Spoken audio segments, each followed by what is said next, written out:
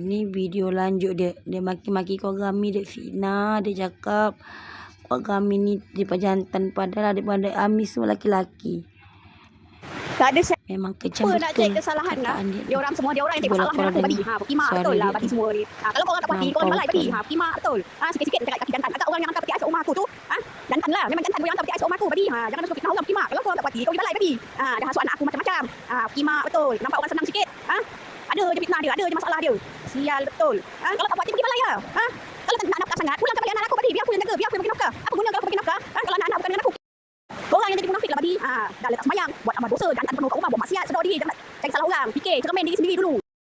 Kepala buto, tak ada iri hati. Kepala buto, tak ada iri hati. Alah, tak ada iri hati. Nampak aku senang sikit, ada je masalah, ada je masalah. Asal aku lalu depan kedai tu, tempat penjaga tu, asal luar-luarkan aku, maki-maki aku, babi. Kimak betul. Kalau tak puas hati, kau pergi balai, cakap pergi balai. Babi betul, anjing kimak. Kalau tak mampu nak jaga anak orang, sedar diri, tak buat cara tak mampu. Jangan sibuk-sibuk nak jaga hal aku. Babi betul. Sial. Pasal motor. Kau ingat kedai motor tu tak cakap dengan aku.